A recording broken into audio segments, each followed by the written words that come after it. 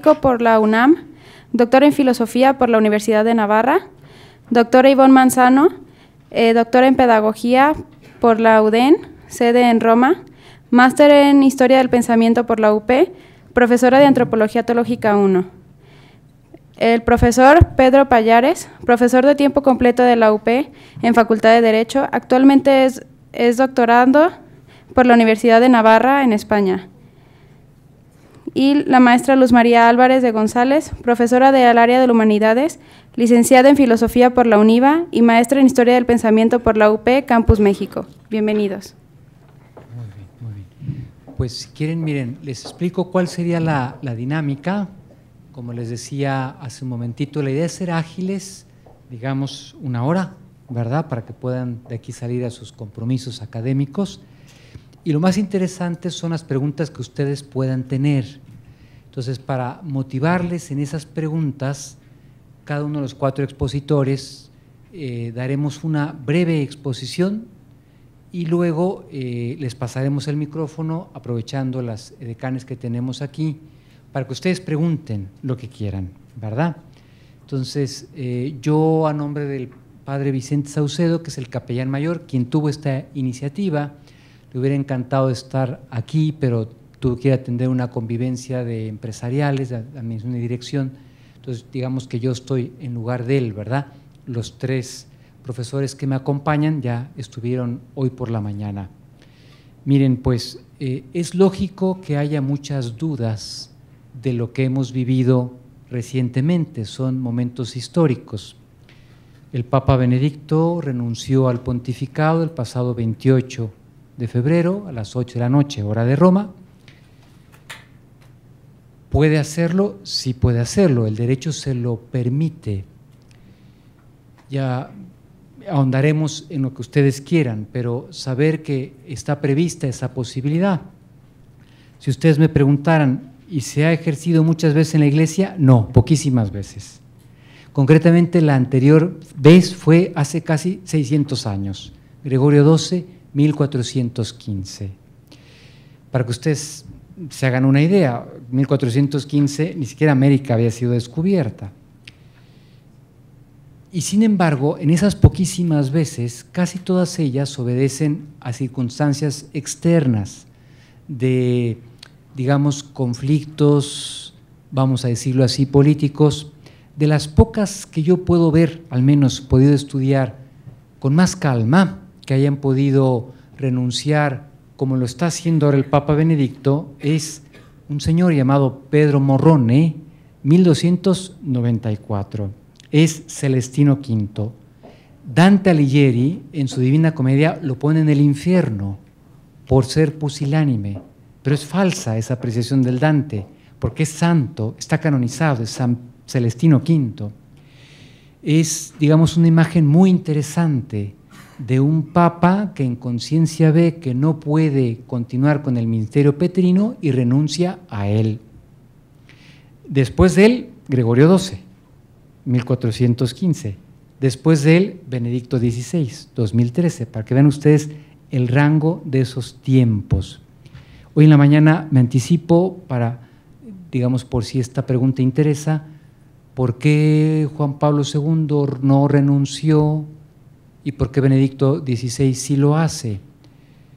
Porque es el valor de la propia conciencia, lo que la conciencia nos diga que tenemos que hacer como parte de ese plan de Dios para nosotros.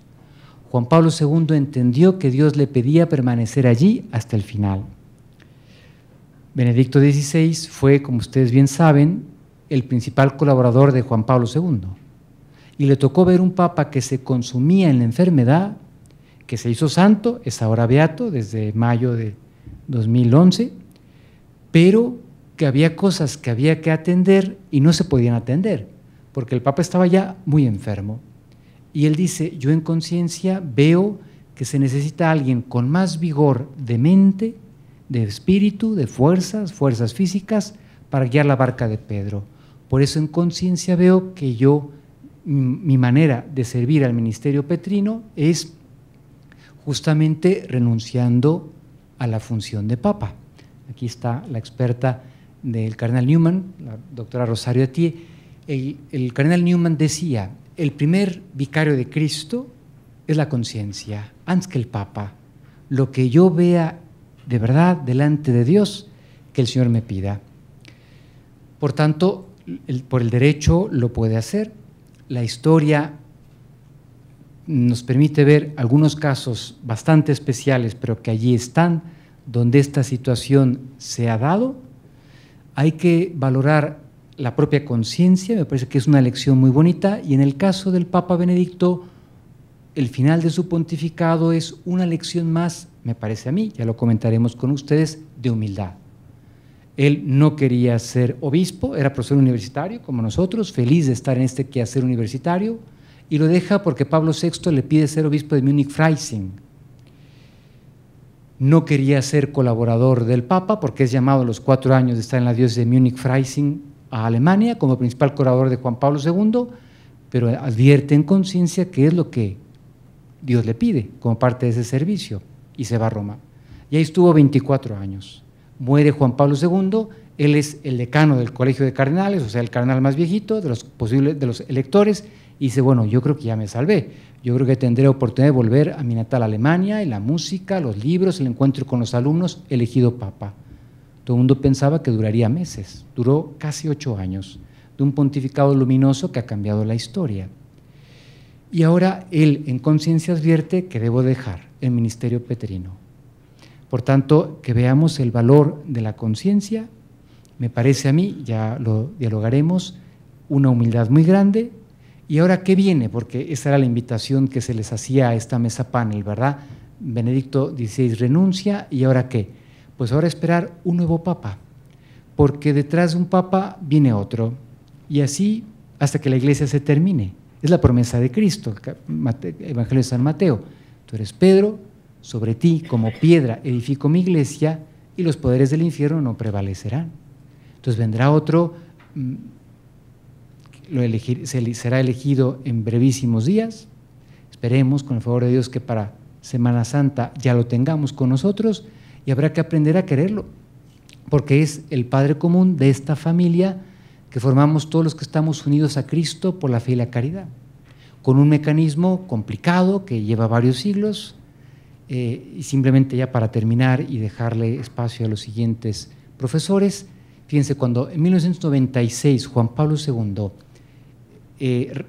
ajustó el reglamento para la elección de un romano pontífice, cambió varias cosas. Entonces estaba prevista la posibilidad de la aclamación, fíjense ustedes, que los cardenales reunidos empezaran a corear el nombre de uno, fulanito, papa.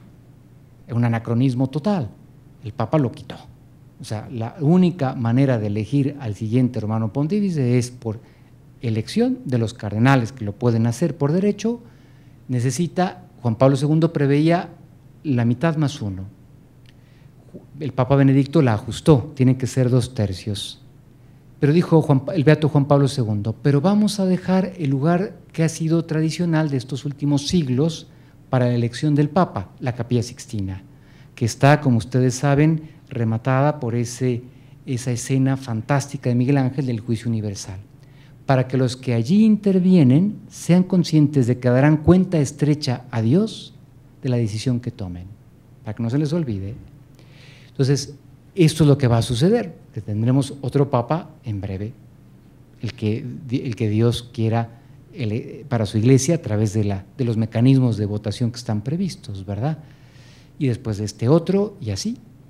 Que la decisión del Papa Benedicto podría dejar un precedente de que otros papas en el futuro renunciaran, sí, muy posiblemente.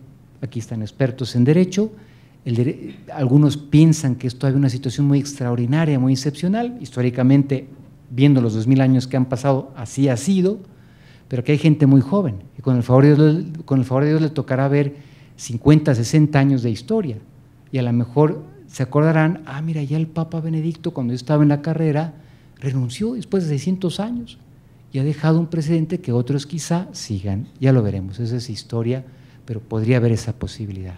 Entonces le dejo la palabra a los siguientes, no sé qué orden seguimos es igual, ¿verdad? Las ladies first, ¿verdad? Luzma. Bueno, pues yo quisiera a lo mejor hacer una breve reflexión de un poco cronológica, que el 11 de febrero el Santo Padre avisó que renunciaría el 28 de febrero a las 8 de la noche y que, bueno, esto fue la semana pasada, a todos nos tocó escucharlo, y que, bueno, decía a las 8 de la noche porque a esa hora habitualmente termina de trabajar, y que comienza ahora el cónclave. Hoy ya fue en la mañana en Roma, hora de Roma, la primera congregación, que es la primera reunión de los cardenales, pues para empezar a ponerse de acuerdo en esto tan complicado, y que, bueno, ahora todo el mundo está a la expectativa de cuándo empieza el cónclave, cómo va a ser, etcétera, y que, bueno, sería muy interesante que todos nosotros estuviéramos muy bien enterados de qué sigue y que no nos cuenten historias, ¿no? Y para esto, por favor, pregunten con toda la confianza del mundo, siéntanse de veras con libertad de preguntar lo que quieran.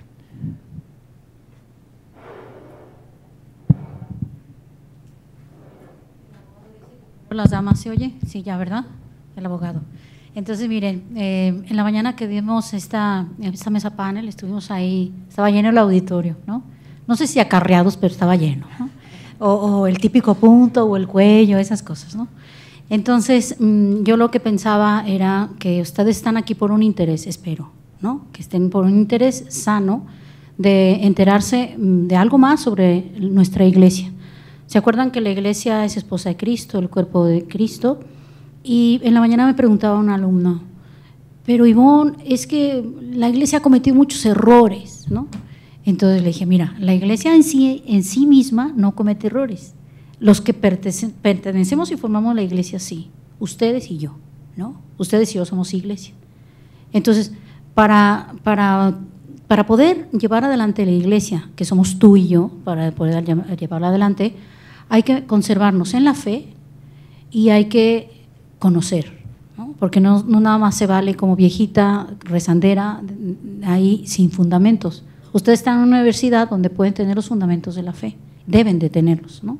Entonces, por un lado, que tengamos la sana inquietud de conocer más para que nadie nos time por ahí, ¿no? O les decía que se creen vaticanistas hasta el de Radio Ranchito, ¿no? El de Radio Ranchito, y ya empieza a decir tontería y media. Y lo malo es que estos vaticanistas que han salido en todos lados, ¿no? Salieron como cucarachas no sé dónde, se dan el lujo de opinar. Y lo peor es que la gente, ustedes y yo somos gente, les creemos. Y viene la duda. Toda duda, ustedes nada más acuérdense, toda duda separa. Toda duda hace que se pierda la confianza. Si tienen novia o novio, si empiezan a dudar de él o de ella, al rato pierden la confianza y al rato se dejan. Eso pasa en todos lados. Ustedes quieren ser iglesia, estudien y confíen. Y sobre todo, amen. Hay que saber amar a la iglesia, al Papa. Bueno, con esto espero que ya empecemos aquí a hacer preguntas impertinentes, ¿no? De esas padres. Pero bueno, vamos a ver qué dice el abogado. Gracias.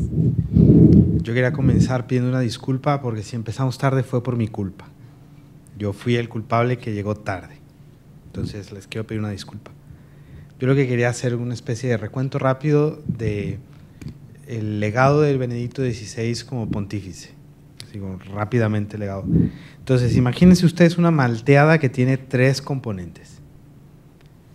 El primer componente es el Concilio Vaticano II, que cuando se hace el Concilio Vaticano II y la Iglesia vuelve a pensar su mensaje, su identidad, y lo dice de forma nueva, de manera que sea cercano y más comprensible al mundo de hoy, en ese proceso hubo, vamos a decirlo así, un concilio paralelo. Personas que tenían interés en que se transmitiera un tipo de comentarios y de verdades, no exactamente las que se dicen en el concilio.